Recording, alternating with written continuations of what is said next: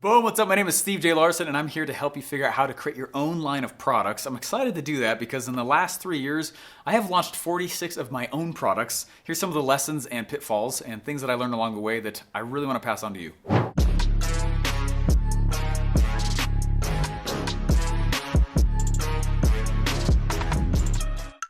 Hey guys, I want to go through 3 very simple ways to create your own line of products. But before I go through any of that, I need to ask you, why do you need a line of products? Okay, I had a buddy teach me, hey, every time you go and create a new SKU, you 17x your complexity, your back-end fulfillment complexity. You want a complicated business? Have a warehouse of products, things people could buy from you. Most people don't need that many products. You can make millions of dollars, not an income claim, just the reality, okay? With a single product or like 2 or 3. So I'm gonna share with you, instead of like a line of products, I wanna share with you how I do come up with what is in my product line, my 2, 3, 4, 5 products that I stick with. We literally just found out, oh my gosh, I've launched 46 products in the last 3 years. And honestly, about 80% of them don't really make a lot of money, or they bring the wrong person in, or they've been drag on my customer support. And so we gone through and we just barely chopped a whole bunch of them. So with that backdrop, let me teach you 3 things that you can do to create your own line of products so you don't go off and start just creating complexity for you and your company.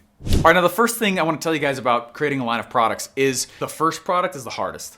Okay, the very first product you ever go create is the most challenging. And it's because you're trying to figure out 2 things. What do you sell? Okay, and you're also trying to figure out how does it sell. All right, this is the hardest part of all entrepreneurship, especially on the internet. Because the internet gives you access to so many people, places, and things, figuring out what you sell and then how it sells and systemizing that's a very challenging piece. So I'm assuming that if you are trying to create a line of products, that you at least have something that you might be selling out there. If you don't, I wouldn't try to make a line, okay? Just go make one thing that's really, really awesome. So I want to talk to those of you guys who might have something that you've been selling. Maybe it's successful, maybe it's been pseudo-successful. What do you do? What product should you be selling and creating next? Okay, and so that's what I want to talk about here. You have to understand that every time I've gone out and launched a product, there's this really fascinating thing that happens. I go out, I go through all this work to put a product out the door, I toss it out there, and man, this used to trigger me like crazy when I was younger in this game, but you get feedback from the marketplace, and it's typically in the form of whiny people, complaints, people thinking that they own your life now that they've paid you. It used to really offend me, okay? So what I never realized was that is some of the most amazing gold on the planet. I just didn't understand that, okay? So walk through this piece with me here, okay? Number 1, you gotta sell what people are buying, all right? And you gotta figure out what do you sell and how does it sell. But number 2, what I want you to see here is that it is all about gathering feedback.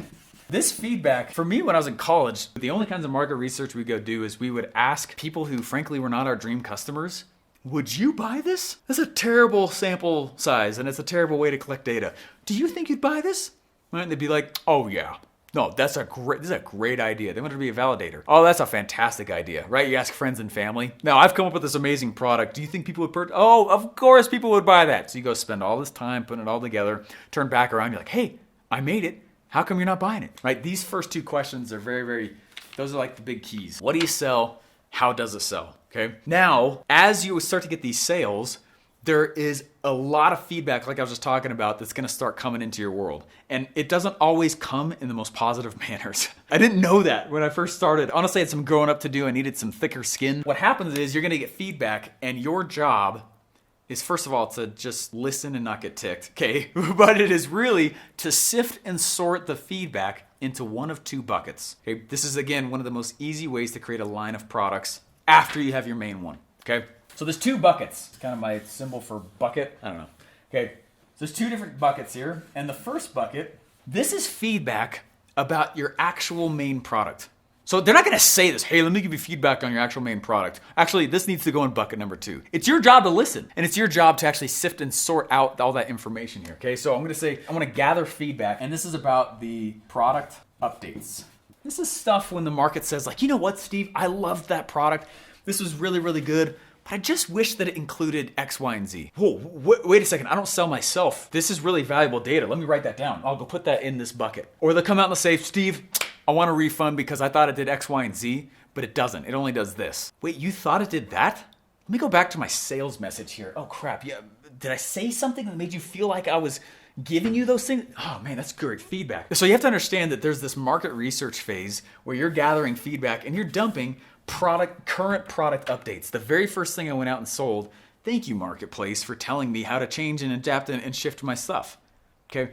The second bucket though, is you have to go in and you have to sort it. This is future products. You want to know the reasons why I'm writing a book right now? Because so many of you ask, it's in my future products bucket. So many ask for a mastermind, or they'll say, Steve, could you go teach about content? I am listening to the marketplace. And what you'll find, this is a beautiful place for you to be in because the market is telling you how to sell it. Let's go into point number 3 here. Actually, before I do that, let me just make sure you really understood what I just said there. After you know what you sell and how it sells, you start getting feedback, and some of it is how to change your current product. A lot of it, though, is how to change your future products or how to design and put together. What is it that people want to buy from you in the future? So I just know. I've been doing this for 3, 4, 5 years now. It's been like 3 years on my own. I've been doing this thing for about 5 now. And it's been fascinating for me to see and feel the market start to pull me and guide me and go, hey, this is where we want you to go. I'm like, oh, cool. And it took a little while. Once I figured out that main core thing, the market started to say, Steve, you got to write a book. I'm like, oh man, really? Okay, I got all D's in English in high school. Sounds good though. But the market voted. They're telling me what it wants me to buy or wants me to create. They're saying, this is what we buy from you. Steve, man, can I just do one-on-one consulting? Steve, I didn't offer that stuff. You understand? The market asked for it. It said, this is great, but this is awesome, and this is great, and do you have these things? And you starting to keep track of what the market is talking to you about, it's one of the greatest ways to create a line of products. Hey guys, before I get into the third point, which is honestly on how to actually cash flow from a lot of these things I'm talking about, go ahead and hit the like and subscribe button. Also, click the bell so you guys get notifications on new videos that are coming out. I'd love to hear in the comments though, now that I've told you about this, what are the things that you are realizing? Oh my gosh, the marketplace wants this from me. I'd love to know what that is in the comments down below because I need you to start practicing and flexing that muscle because it'll tell you how it wants you to sell it. All right, now this is the final finishing touches on how to create your own line of products. You've now done your market research from buyers, from people saying this is what else we want from you. How do you design it? All right, so number 3 right here, what I'd like to do is we call this a value ladder. If you've never heard of the term value ladder, it's basically a graph that says on this side is value and on this side is price, how much you charge. And the concept is that the bottom, right? Certain free, cheap, smaller stuff here, not as much value, but also not as much price, right? Maybe stuff that people are just getting to know from you. Right here, boom, look at all this. And then, hey, a little more value, a little more price. And then usually top right there, that's the most expensive stuff that you have. Now, I want to just tie this all in a bow so you can see how this actually works here, okay? When I am creating the main product in a brand new value ladder or business, what I like to do is I always start in the middle because the numbers just work out better. So if I'm gonna come here, this main product, that's actually what's in the middle. Once I have this main product in the middle, figured out what it is and how it sells, I'm gonna start sifting and sorting with buckets. Oh my goodness, look what the marketplace just told me. The marketplace just told me, oh man, Steven, thank you for telling me this data right here. Steven, we wish we had the book from you, or we wish, please start a podcast, or could you do an event, or is there a way for you to give some more freebies on X, Y, and Z? They will tell you what they want to buy from you. It actually removes your risk as an internet entrepreneur. Well, oh man, sweet. What about up here? It's a mastermind. It's a higher ticket event. It's 3-day intensive with me. But the market will begin to tell you exactly what it wants to purchase from you. So how do I create a product line? I look at that and I'm like, I think what people are really asking is, how do you create a value ladder? How do you design it? And the thing that will stop most entrepreneurs from beginning in this game when they hear what a value ladder is, think they gotta know what goes on all the pieces of the value ladder. Stop. The only thing you gotta focus on is making this first product rock, hearing their feedback, and it'll tell you what it wants in the product line. How do you create your own product line? I wouldn't. I would listen to the marketplace and it will tell you exactly what it wants you to create for it and how you can cash flow the best. Hey guys, if you're liking this material and you're like, this is making a lot of sense, and you're trying to figure out, and maybe you're struggling with the design of your business, what should actually products be in your business, how you create the sales message, what should the offers be, when you create what, at what times, that's literally what my event Offermind is about. You get more details. It's a yearly event that we do. Go to offermind.com, click below, and I'll see you there.